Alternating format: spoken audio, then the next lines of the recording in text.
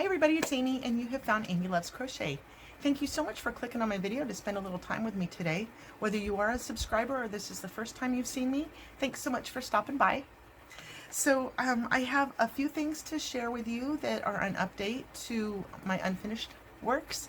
And then I have a tiny little yarn haul and another package that I received in the mail that I just got a kick out of. So I thought I'd share that with you as well. So the first thing is it's just a crochet hook. It's no big deal. I sometimes have problems finding certain hooks that I'm looking for, so I really don't mind having multiple of the same hooks, even of the same brand.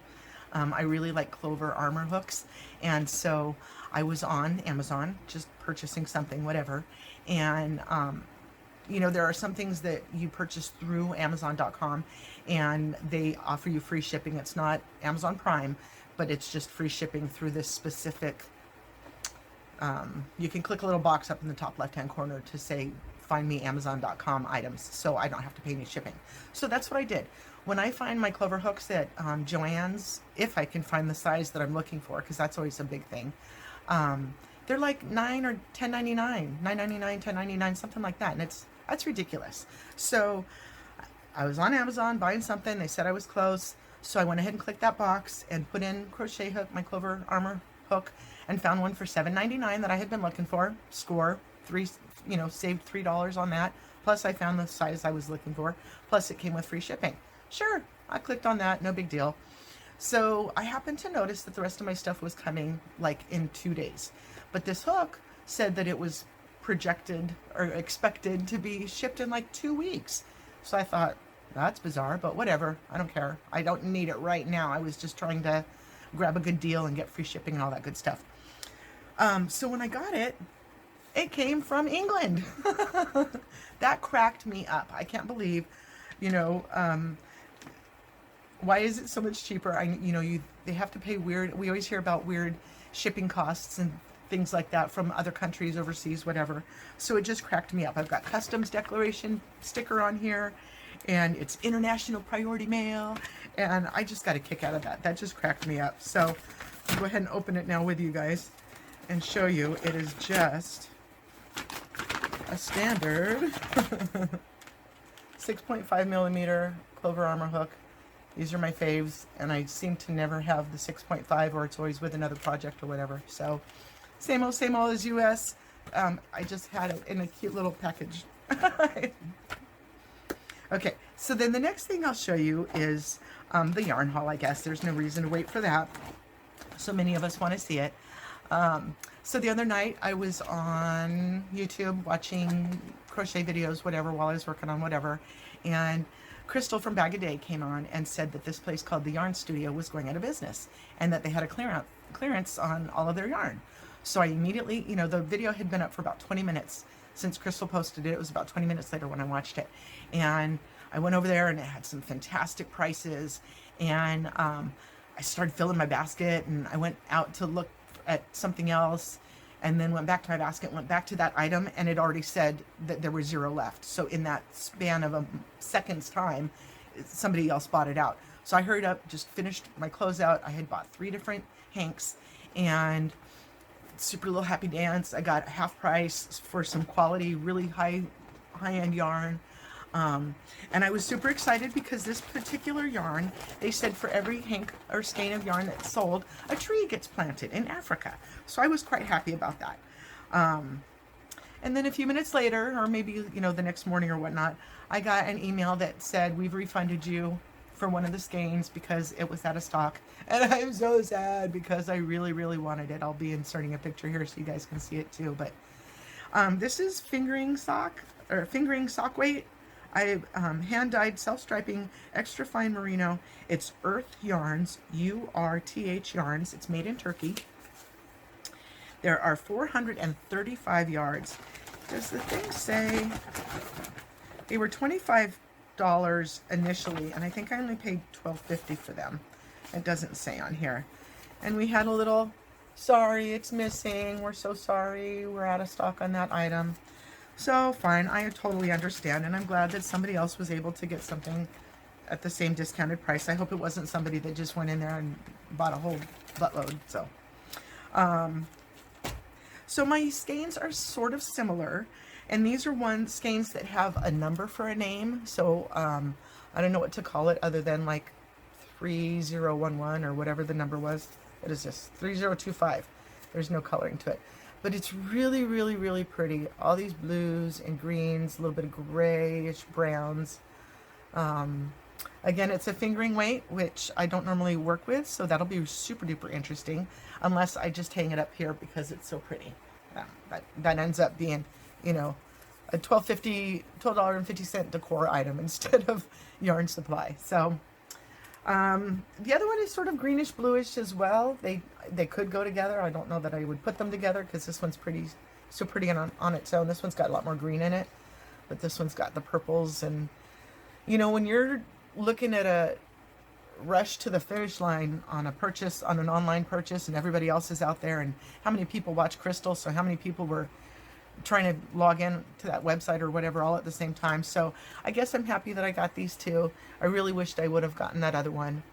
So since then, you know, if Amy's denied something, Amy's going to keep looking. So I started to look for this yarn other places, and other websites are selling it for like $20 or $30, and it's not like I need to go out and buy the one that was out of stock that I really, really wanted. I thought I might have to do that. I even looked at it for a worsted instead of the fingering sock weight, but that's fine. That's fine. I wasn't supposed to buy any more for the whole rest of the year after my Hobby Lobby haul anyway, so that's fine. These are gorgeous. I love them. I don't know what I would make with them again because it's just a one. I don't work with that. One day I will. Y'all will see me working with a one, I promise. But anyway, so yeah, they'll just be pretty to go up here on the wall somewhere. So that was my little yarn haul. And then I just wanted to give an update on some other things. This is a Red Heart Ogo. I showed you this blanket and told you my little Ogo story. There's a video for it. I'll link it down below. I try to put those cards up here and it doesn't always work, so I'll just link it down below. But this is just a really, really pretty blanket that Yarnspirations has on their website for the Ogo yarn. If you click on the little QR code on a skein of Ogo, or a cake or a round or donut, whatever of Ogo, you can go right to their patterns and pick out a pattern while you're at the store, so you know how much yarn to buy. So anyway, so I bought this, and the whole time I worked with it, I complained about how scratchy and how splitty and how cotton-like it felt, like kitchen cotton. I was mad. I was finally on the Ogo bandwagon and so displeased with the yarn. But I decided to go ahead and wash it. I washed it in some baby detergent and just put it on a delicate cycle to, you know, with, I don't know if I did low heat or no heat, and it is so soft. Oh my goodness. I know that people have always said, you know, if you've got a scratchy acrylic or a scratchy yarn or whatnot, give it a wash the first time, and I am a believer. Oh my goodness, this is so soft. And it's going to be a wedding present for a girl at work, so I'm super happy to find that it could be made softer, you know, just as a quick wash. So I was thrilled to share that. If you haven't washed your stuff before, because, you know, I just make it and then I donate it or sell it, or the few times I've sold stuff, but I usually just give it away. I rarely ever wash it first. And so now I think I might be in that frame of mind to do so. Okay, so then the next thing I want to share with you, I guess I'll go ahead and share my willow. So you guys know I have my giant stack of willow squares over there, and as I was making it, the squares are 9 by 9. So you decide, you know, you have to work out your math of how big you want your blanket to be, and at 9 inches by 9 inches, that means you need how many squares. So I worked on that and decided how many squares I was going to use and how big the blanket was going to be. And they say that if you're going to do a queen size blanket that just fits on top of the mattress, like doesn't hang over the edges, I can't remember, I don't have it right here. So I was going to make it 72 by 63. And that would mean that I need 56 squares.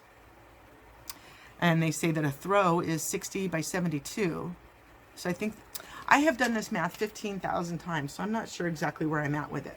My point being, I made another blanket, which I'll insert some pictures here, that was kind of the same idea. I had made up a bunch of squares and got to where, you know, I wanted the blanket to be X size. And now when I have that size, I use that blanket. I love that blanket, and it falls off the foot of the bed every time because it's too long. So then I got all nervous about, you know, making another situation where it was just too long, and I was just working on the math of the squares and so forth.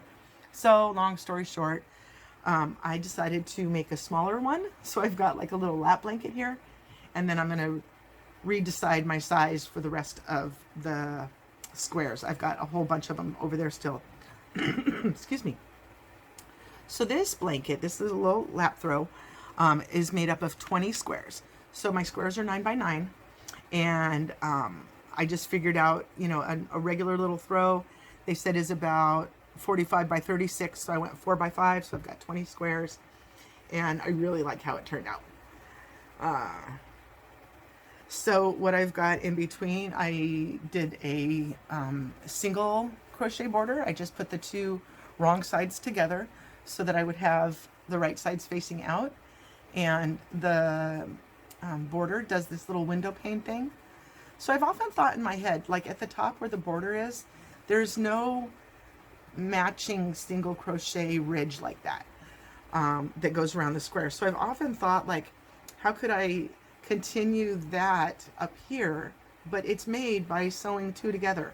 So not sewing. I started with a whip stitch and I didn't like it, so I took it out and did the single crochet.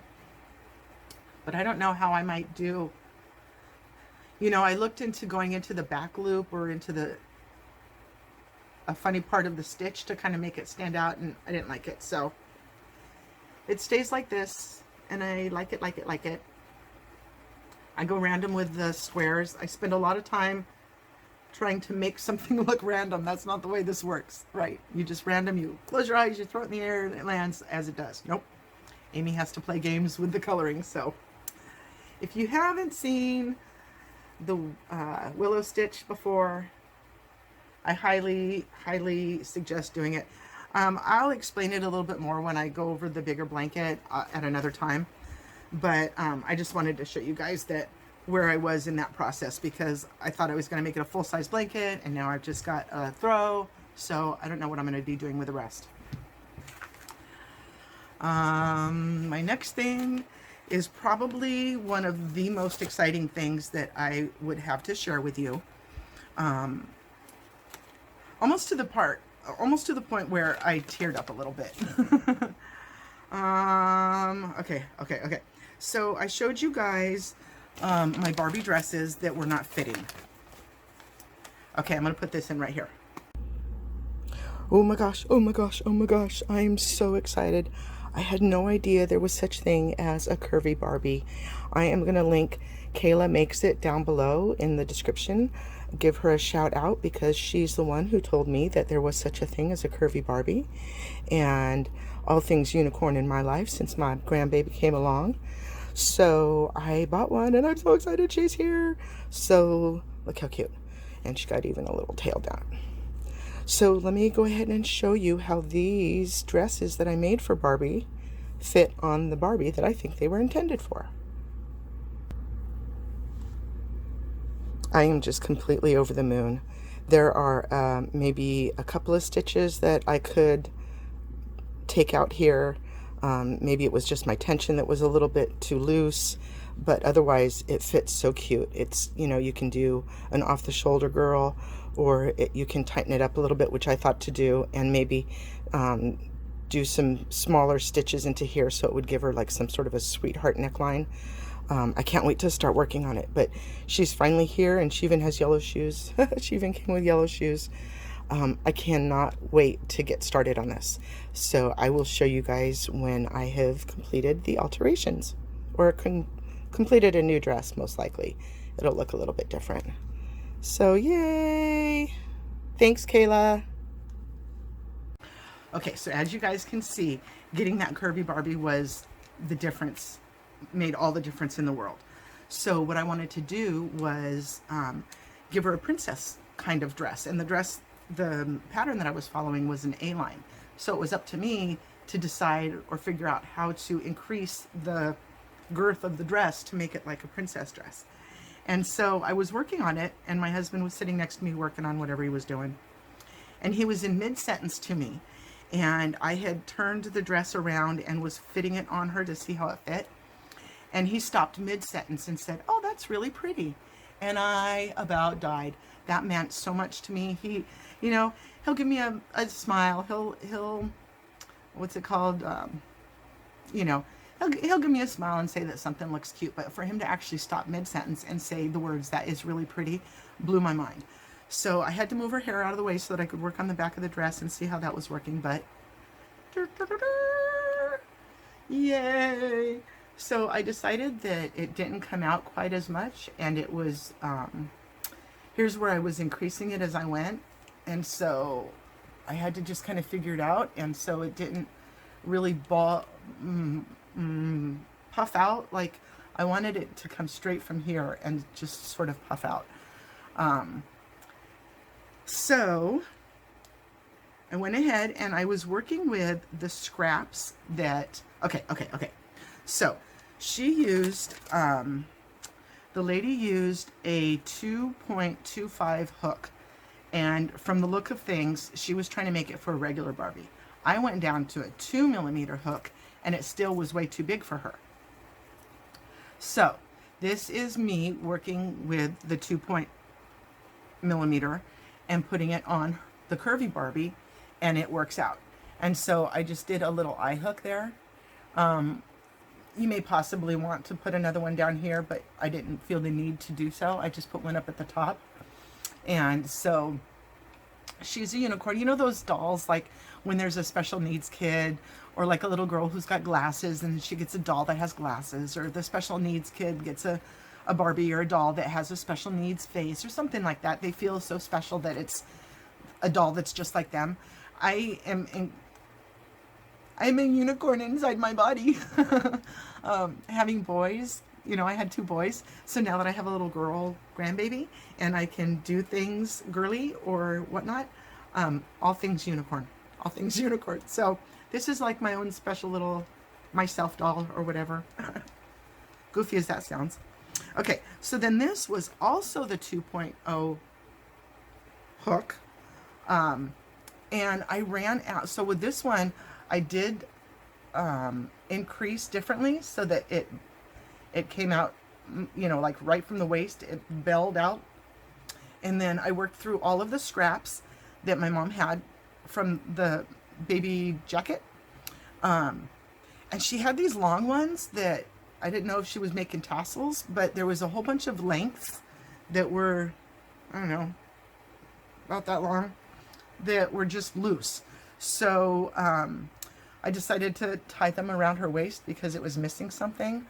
I'll go ahead and untie that and show you because it's just tied on there. And so the whole time I'm like, oh, I don't have enough. I wanted to make this a full-length dress as well. So I just worked to the scraps. And then I wondered, should I tie all of these on and work with them to make it longer? And so I hemmed and hawed, and I was like, no, I'll just leave it as it is. And then came out here and realized I have another skein. Another 2 ounces of that yarn. I'm so stupid. But this is all the pink sparkly as well that was in my little grandbaby's sweater that my mom had made. This was her leftover yarn. So I really like the way that it came straight out from her waist and kind of belled a little bit better.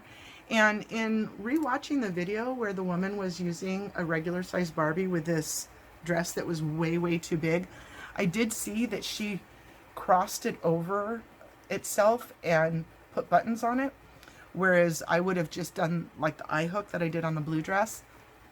So this was still, when I started to make this one with the 2-point hook, you know, that I thought would be the same as this. I don't know if this yarn is just a little bit smaller, but it was super tight on her.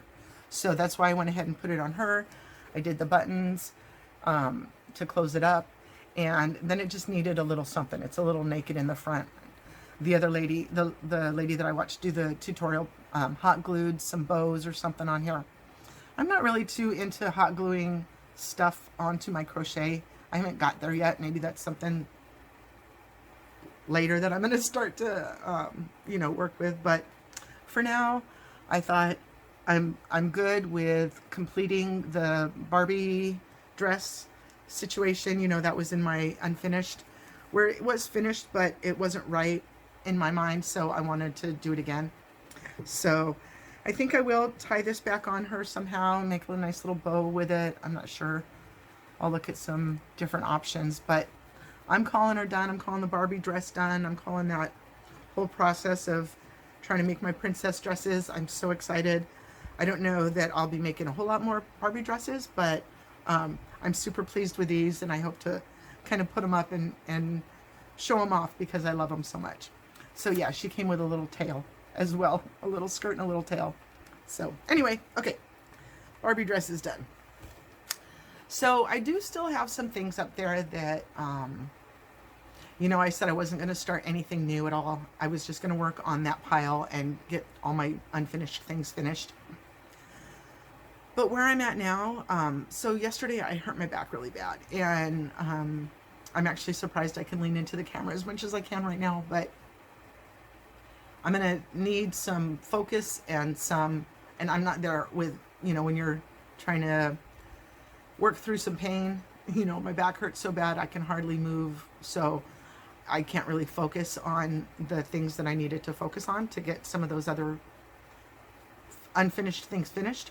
So I went ahead and started something that I could just work with, and sometimes that you have to do that. You know, you stop working on a big blanket and just jump on something little and get through it. So this is a shout out for, I should have looked it up ahead of time. I'm so sorry. I'll insert it here though. One of y'all had told me, you know, when I was doing my yarn wall video, I pointed out this tweed that I wanted to try to work with it, and then it just looks like there's lint and stuff on my yarn, and I don't like that. It's just a funky thing to me. I don't know. And every time I tried to look up this yarn online to try to get some ideas and stuff, it was giving me the roll with it tweed, which is not the same as this. So what I suggest to you all, if you're ever working with a yarn that you're not, that you don't love, or that if you're starting something new with a yarn that you're not sure of, use a pattern that you already know, that you already love, because so much of the projects that we complete is a marriage or the chemistry of the yarn with the pattern. So if you're not sure about the yarn, at least do a pattern that you like, so that you know what it should look like and you know what you're trying to see through that yarn. So thank you for the suggestion to go ahead and work with it. I did. This is probably my favorite hat stitch of all time. I can do it without hesitation. I can do it without worrying if it's going to fit or not, because that's my main thing with hats. And Ruby Stedman does this hat. We see it so many different ways, but my original video that I watched of her was like 2015 or something. And so she does it in some great variegateds, and then also does it in a solid so that you can see. But I thought that it turned out really nice. I didn't want to admit to it, but I really like how it turned out, and I tried it on last night, and it's super cute on me. I'm not going to mess up my hair right now and show you, but I really liked it. So in addition to, you know, promising that I wasn't going to start anything new, and then I did start something new, you have to allow yourself that. Don't be so strict with yourself. I would like to get that finished, but I really needed to get some crocheting done because there was a lot of piecework, and I just needed to work on something and stop thinking about my back that hurt so bad. Okay, so in editing, I totally chopped off the end of that video, and I really wanted to come on and say thank you. I do appreciate your time when you do sit with me. So since we're at the end anyway, I thought I'd go ahead and show you the hat. Look how cute. I mean, I don't know how people wear hats with a little bit of hair showing or whatever, but very cute, huh? All right, guys. Thanks so much. I'll see you again. Bye-bye.